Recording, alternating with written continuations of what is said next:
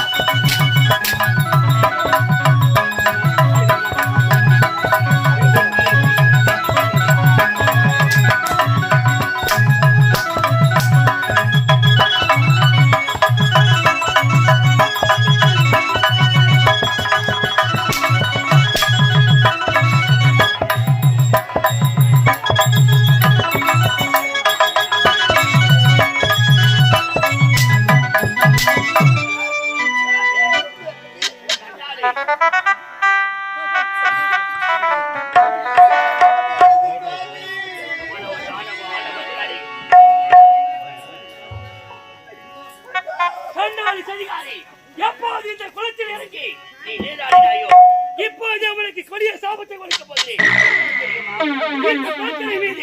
இந்த ஆண்டவனை கோரி பல ஆண்டு காலமாக தவம் செய்கிறேன்.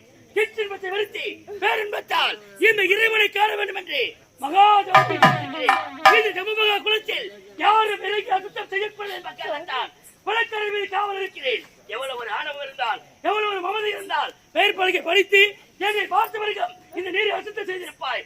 எந்த கண்களால் நீ பார்த்தாயோ இப்பொழுது இரண்டு கண்கள் அழுதவா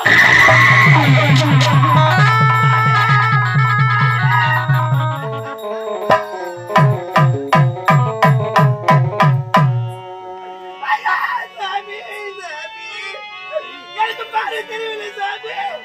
ஐயா என் கண்கள் போய்விட்டது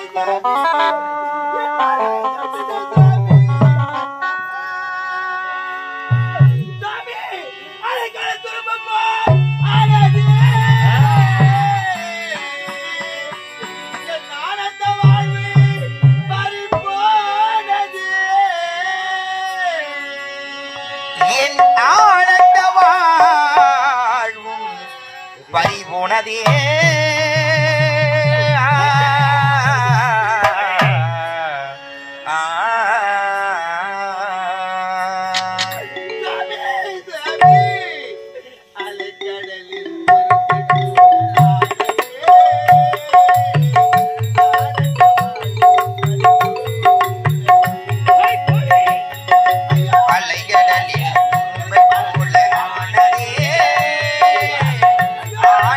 வாழ்வு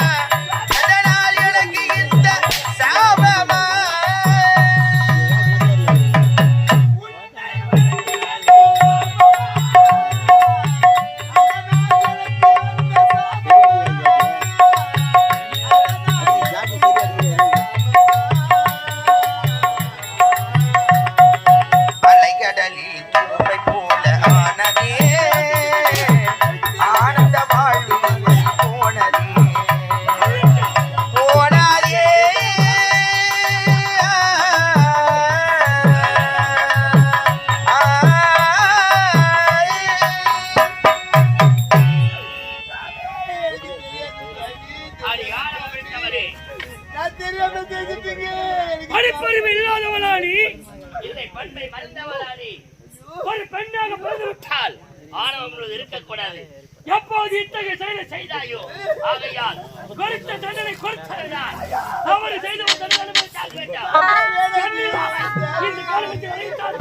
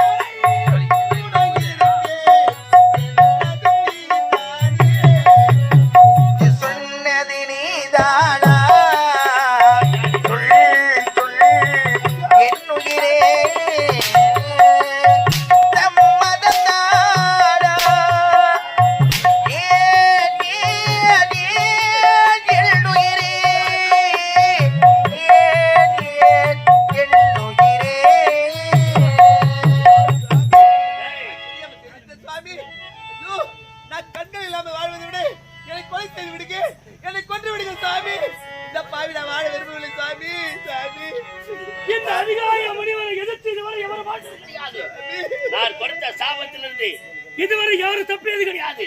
நீ வந்து என்ன விதிவிலக்கா? ஆமாம், நீ யார்? எந்த நாட்டை சேர்ந்தவன்? உன்னுடைய பெயர் என்ன? உன் தந்தை யார்? உன் தாய் யார்? எனக்கு விளக்கமாக சொல்லு. சாமி, விஜயபுரி நாட்டை ஆளக்கூடிய விஜயவர்மனின் மகள் நான். என் பெயர் ஆனந்தி சுவாமி. ஆனந்தி சுவாமி. மகனாக பிறந்து அன்பு நெறியை மறந்து இப்படி பாவச் செயலை செய்து இப்படி சாபத்தை ஏற்றி விட்டாயே. உன் தந்தை யார்? எப்பேற்பட்டவர்? வருகின்ற முனிவருக்கு மருந்து அவசியம். பாரி வாரி வழங்கக்கூடிய வல்லல் எங்களுக்கு வந்த முடிவுகள் யாகம் செய்ய வேண்டும் என்று ஒரு வார்த்தை சொன்னால் போதும். அந்த யாகத்துக்கு தேவையான அனைத்தையுமே நாங்கள் இருக்கிற இடத்திற்கே கொண்டு வந்து வைத்து செல்வார்கள். அப்பேற்பட்ட புண்ணியவானுக்கு பிறந்த நீயா இப்பேற்பட்ட தவறை செய்தாய். ஏதோ உன்னுடைய முகத்தை பார்க்காவிட்டாலும் பெண் புத்தி என்று சொல்வார்கள். பெண் மனது பேதவை என்று சொல்லுவார்கள். ஆகையால் உன் தந்தைக்காக மனமிறங்கி உனக்கு ஒரு விமோசனம் தருகிறேன்.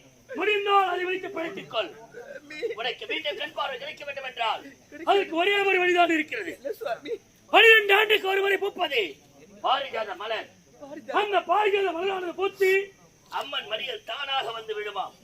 அந்த தானாக வந்து விடுகின்ற மலரானதை கொண்டு வந்து கசக்கி உன் கண்களை விட்டால் உடனடியாக ஒரு கண் பார்வை தெரியும். இதுதான் கேட்ட ஒரே ஒரு வழிமார்க்கம். அந்த அம்மனை யாரும் அவ்வளவு எளிதாக நெருங்க முடியாது. ஏன் தெரியுமா? அம்மனானவள் கடும் கோபத்தில் இருப்பாள். அந்த மலரை எடுக்க செல்பவன் எப்பேற்பட்டவனாக இருப்பது தெரியுமா? தாய்க்கு தலைமகனாக இருக்க வேண்டாம். தர்மத்தை சத்தியவன கருதவனாக இருக்க வேண்டும். தன் மனைவியை தவிர பிறர் யாரை பார்த்தாலும் தாயாக தந்தையாக தமக்கையாக அது மட்டுமல்ல உலகத்தில் பொய் சொல்லாதவனாக இருக்க வேண்டும். அப்பேற்பட்ட ஒரு உத்தமனால் மட்டும்தான் அந்த கானகத்தில் வாழ்கின்ற அந்த அம்மன் ஆலயத்திற்கு சென்று அந்த மலரை கொண்டு வர முடியும். இல்லாவிட்டால் தவறி வேறு யாராக சென்றால் அங்கே இருந்து இதுதான்